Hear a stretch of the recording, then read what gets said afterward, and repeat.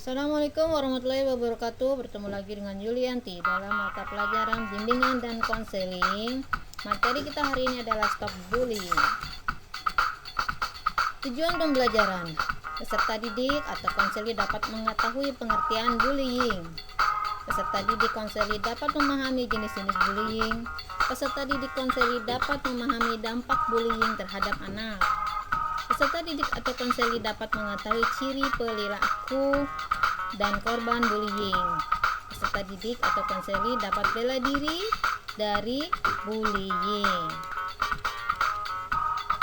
Nah, berdasarkan penelitian di luar negeri, 40-80% anak usia sekolah mengalami bullying.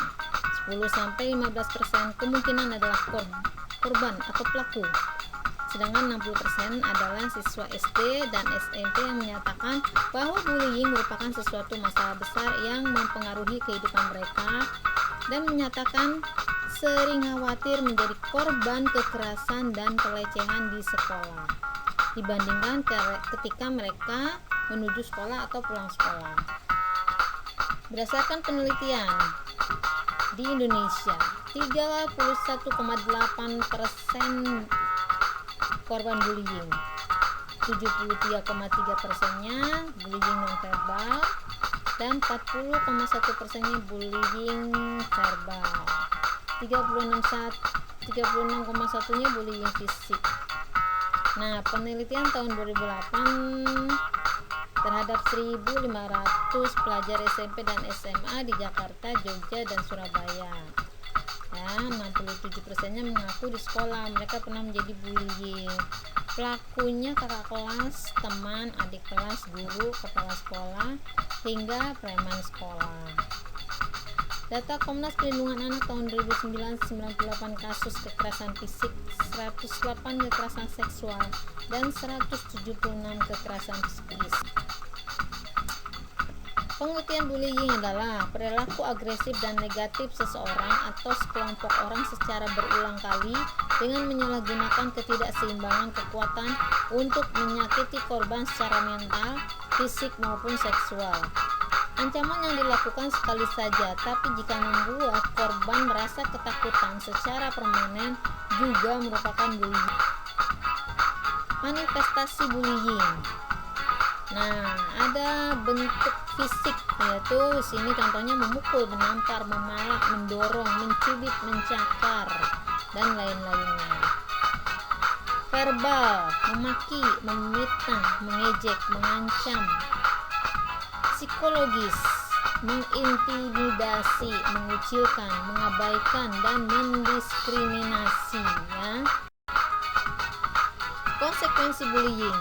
Nih, akibatnya anak yang menjadi korban memiliki kecenderungan lebih besar untuk bunuh diri, depresi, trauma, dan penyalahgunaan obat. Anak baik yang menjadi pelaku atau korban cenderung mengembangkan sikap bermusuhan dibandingkan dengan anak lain yang cenderung menunjukkan gejala diabetes dan serangan di masa depannya. Anak yang di masa kecilnya menjadi pelaku dan menunjukkan perilaku buruk di sekolah seperti merokok dan menggunakan obat-obatan di masa depannya. Ya, jadi di sini ada yang jadi korban.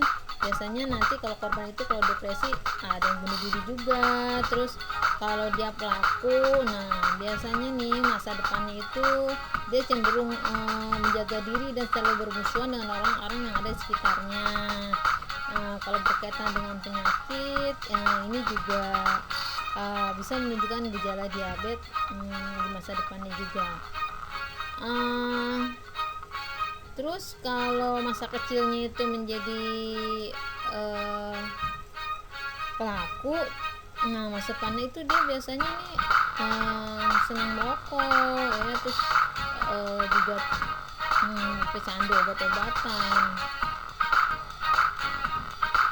Dampak bullying, nih dampaknya nih tidak konsentrasi. Kalau pelaku tuh jadinya tidak konsentrasi, korban menurunkan intensitas pergi ke sekolahnya itu cemas, takut, ya. Terus kalau saksi, dia biasanya takut menjadi korban dan juga dia memiliki rasa bersalah karena tidak dapat melakukan apa-apa. Nah, ini dampak korbannya nih, merasa menderita, mengutuk atau malas ke sekolah, tidak pede ya konsep dirinya, kehilangan, menyatakan diri sendiri atas kejadian yang sudah terjadi. Jadi dia selalu menyalahkan, kehilangan konsentrasi belajar, stres ya. Biasanya itu juga membahayakan pada kehidupan mereka, yaitu mengarah. Nah, ini mengapa bullying bisa terjadi? Tuh ya, ada kesempatan biasanya.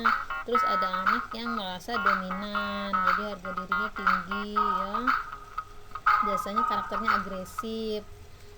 Nah, ini juga bisa berasal dari pola asuh yang datang dari keluarga. Lalu minimnya pengawasan dan rendahnya kepedulian sekolah terhadap perilaku siswa-siswinya. Ini juga mempengaruhi sekolah yang tidak terlalu peduli ketika ada bullying.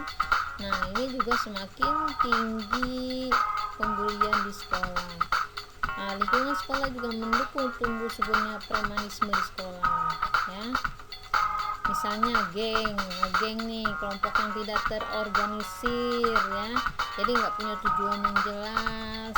Nah, ini juga biasanya sering terjadi. Karakteristik pelaku bullying nih agresif ya, baik terhadap guru maupun orang tua. Fisiknya kuat biasanya dia ya, jadi dia dominan menguasai orang lain.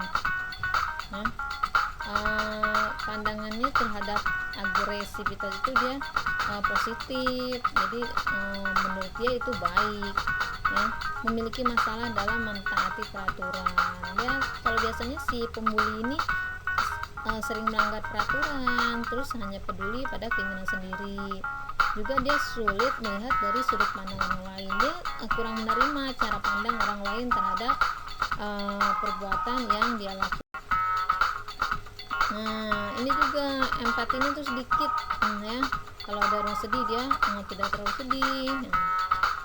Secara emosional mudah marah ya, tersinggung, dikit-dikit tersinggung, dikit-dikit marah. Terus pelakunya itu tidak bertanggung jawab, jadi semuanya semaunya dia.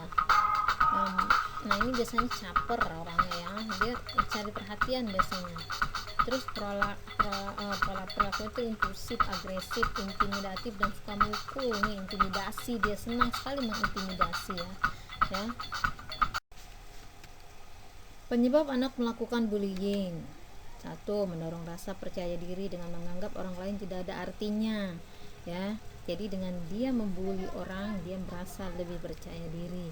Ada perasaan memiliki kekuasaan nih, berarti sok power dia ya. Ekspresi dari kecewa karena menjadi korban pelecehan. Nah, dia pernah menjadi korban, sakit hati yang dirasakan dia balaskan ke orang lain. Kebutuhan akan kasih sayang spiritual dan perkembangan yang tidak terpenuhi. Nah, biasanya yang suka membuli itu orang atau anak yang kurang kasih sayang. Dia tidak memiliki figur teladan di rumahnya ya, sehingga mudah dipengaruhi orang lain.